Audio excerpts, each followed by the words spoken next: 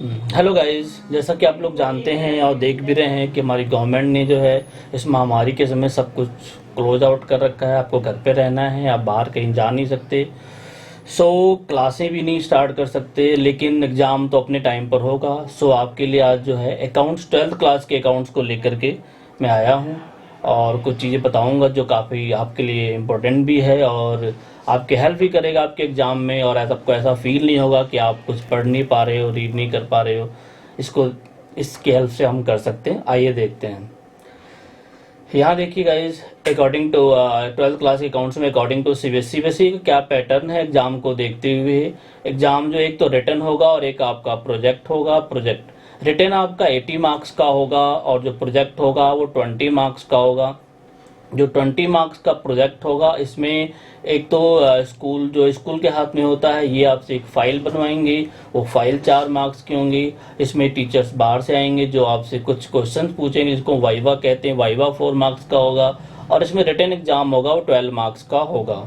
इसके बाद बात करेंगे रिटन एग्ज़ाम की, जो प्योर आपका सब्जेक्टिव होगा। और इसमें रिटन एग्ज़ाम जो 80 मार्क्स का होगा, इस 80 मार्क्स में जो है बुक के 3 पैटर्न बनाए गए हैं। एक तो आपकी पार्टनरशिप है, एक आपका कंपनी अकाउंट है, तीसरा आपका फाइनेंशियल एनालिसिस पे मैंने सारे चैप्टर्स लिख रखे हैं। कौन कौन चैप्टर आपको पढ़ने हैं जो आपके लिए इम्पोर्टेंट है, देखिए। एक तो पहला फर्स्ट चैप्टर आपका इंट्रोडक्शन ऑफ पार्टनरशिप फॉर्म। ये चैप्टर आपके लिए सबसे इम्पोर्टेंट है क्योंकि इसका वेटेज जो है 8 to 10 मार्क्स के अप्रॉक्स माना गया है। इसके बाद है कैलकुलेशन ऑफ गुडविल है, जिसमें आपको गुडविल के बारे में कैसे कैलकुलेट करते हैं, क्या क्या इसके मेथड से ये आपको सिखाया जाएगा। इसके बाद है change in profit loss ratio of partners के रेशियो कई बार जो है कई रीजन से चेंज हो जाते हैं। उसके क्या क्या रीजन्स हो सकते हैं यहाँ हम देखेंगे। इसके बाद देखेंगे एडमिशन ऑफ न्यू पार्टनर। अगर फॉर्म में कोई नया पार्टनर आना चाहे तो उसके लिए क्या प्रोसीजर है, क्या लॉ है,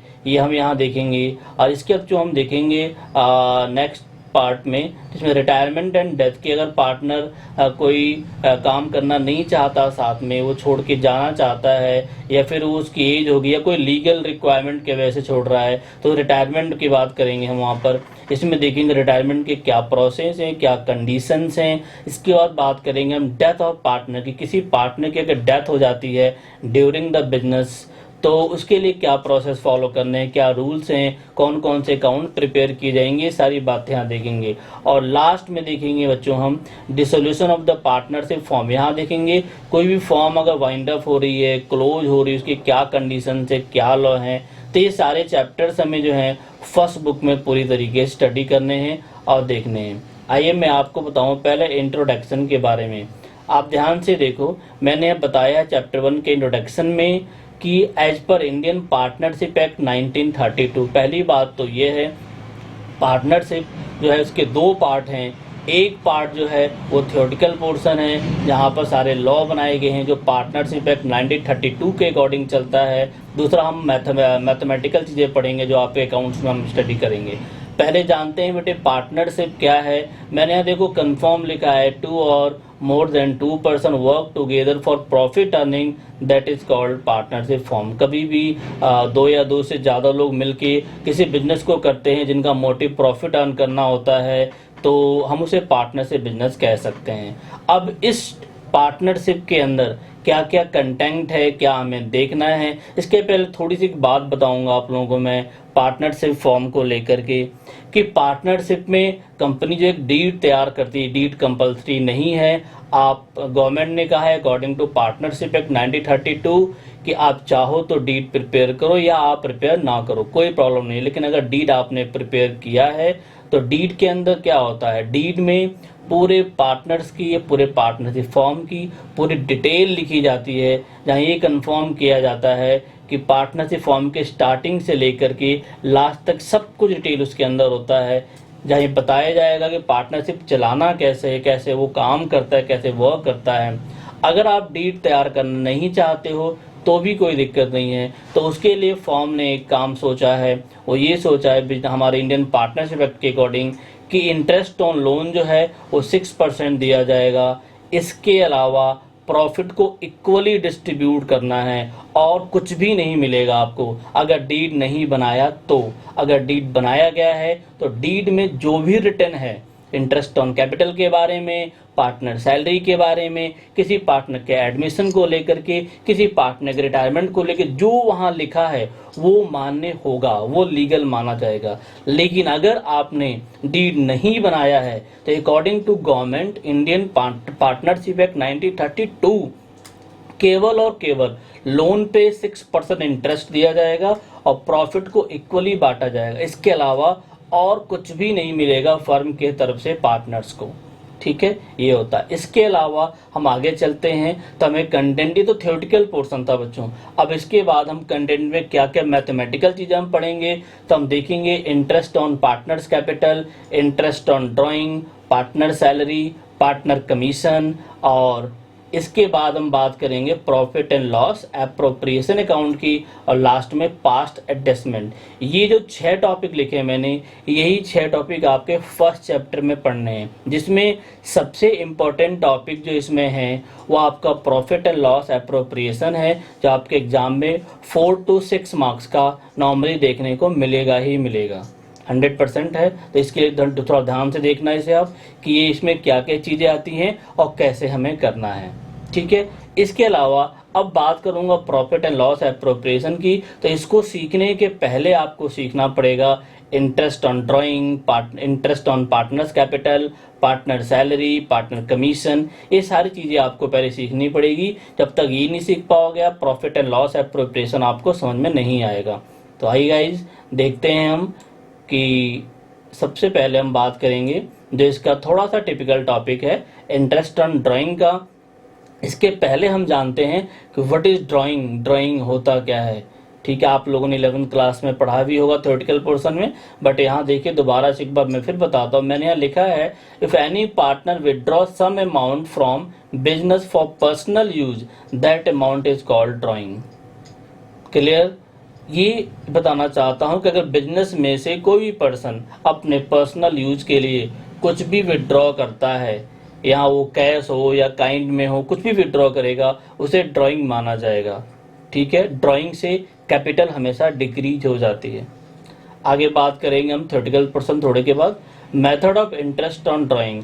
अब इंटरेस्ट ऑन ड्राइंग आखिर आप फाइंड कैसे करोगे, तो मैं बता दूं बच्चों आप लोगों को। देखो मैंने यहाँ पे मेथड लिखा हुआ है, interest on drawing equals to total drawing multiply में R/100 मल्टीप्लाई M अपॉन में 12। मैंने M को देखो आगे हाईलाइट किया है कि M है क्या। M स्टैंड फॉर मंथ और R स्टैंड फॉर रेट। अब दिक्कत यह है कि टोटल ड्राइंग तो हमें पता है, टोटल ड्राइंग कैसे फाइंड आउट करेंगे हम। आर रेट जो भी क्वेश्चन में गिवन होगा, ड्राइंग भी क्वेश्चन में गिवन होता है कि कितना मार्किंग लगा सकते हो उसमें। इससे अगर रगड़ोगे ना दबा के माउस को पकड़ो, जब रगड़ोगे तो दिखेगा उसमें। हाँ, मैंने आप वहां से ले सकते हो उसको। कर लिया ना आपने? हाँ ठीक है, बहुत बढ़िया, कर लिया। वो काट दूंगा इतना पोर्शन में। ठीक है ठीक है गाइस, तो मैं कह रहा था कि अब इसमें टोटल ड्राइंग क्वेश्चन में ऑलरेडी गिवन होगा, ड्राइंग कितना विड्रॉ हो रहा है, रेट कितने % लगेगा, ये भी गिवन हो। बस एक प्रॉब्लम है जो M लिखा हुआ है यहाँ पे मंथ, ये आपको फाइंड करना है। इसे फाइंड करने के लिए मैंने नीचे देखो बताया है कैसे कैसे फाइंड करेंगे। लिखा है find M if drawing up to 12 month. अगर पूरे 12 महीने तक विड्रॉ होता है तो M कैसे फाइंड आउट करेंगे, इसके बहुत सारे तरीके हैं। पहला देखो, when fix amount is withdraw on the first day of every month. Drawing withdraw करने के कई सारे तरीके होते हैं, हर आदमी की अलग अलग ज़रूरतें होती हैं, रिक्वायरमेंट होती है, उसके अकॉर्डिंग वो विड्रॉ करता है।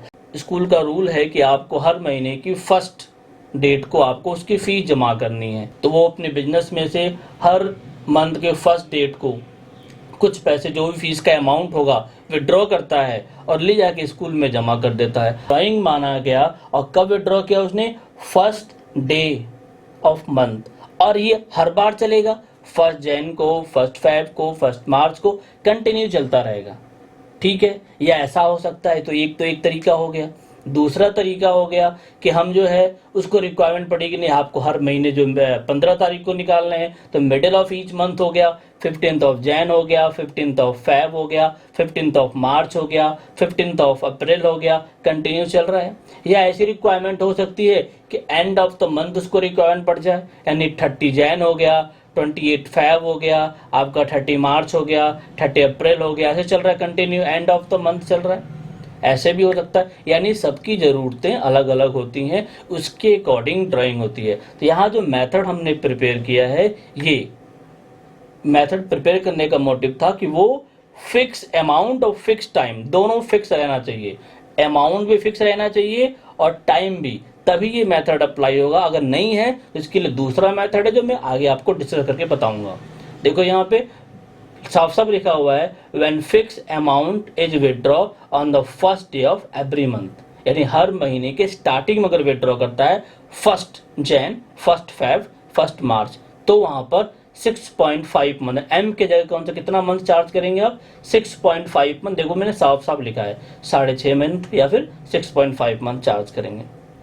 इसके अलावा बच्चों दूसरा पॉइंट हमारे पास है, when fix amount withdraw in the middle of every month. अभी बात की थी मैंने भाई कि कभी भी जरूरत पड़ सकती है उसको, लेकिन टाइम को हमेशा फिक्स रखना है, या तो बिगिनिंग में या एंडिंग में या मिडिल में। यहाँ when fix amount withdraw in the middle of every month, उस फॉर्मूले में मंथ के जगह पे क्या लिखेंगे आप, 6, एम जो है वहां पे 6 पुट करना है। टोटल ड्राइंग पता है आपको, इसके अलावा रेट पता है आपको, एम फाइंड करना मैं बता रहा हूँ। एम में आप अगर बिगिनिंग ऑफ ईच मंथ था तो 6.5 पुट किया आपने, मिडिल ऑफ ईच मंथ हुआ तो आपने 6 पुट किया। इसके अलावा थर्ड पॉइंट है, when fix amount withdraw in the beginning end of every month. अब एंड ऑफ एवरी मंथ है महीने के लास्ट में, तो वहां एम के जगह 5.5 आपको पुट आउट करना है। आगे जाके बच्चों में ये भी सिखाऊंगा आप लोगों को कि ये 5.5 या 6.5 कहाँ से आ रहा है, इसका भी एक मेथड है जो आपको आगे बताऊंगा मैं कि इसको फाइंड कैसे करना है। ठीक है, अब बात करेंगे आगे हम नेक्स्ट। चलो 3 बातें हो गई। कई बार आपने ऐसा भी देखा होगा, आपके स्कूल में फीस आजकल क्वार्टरली लगती है।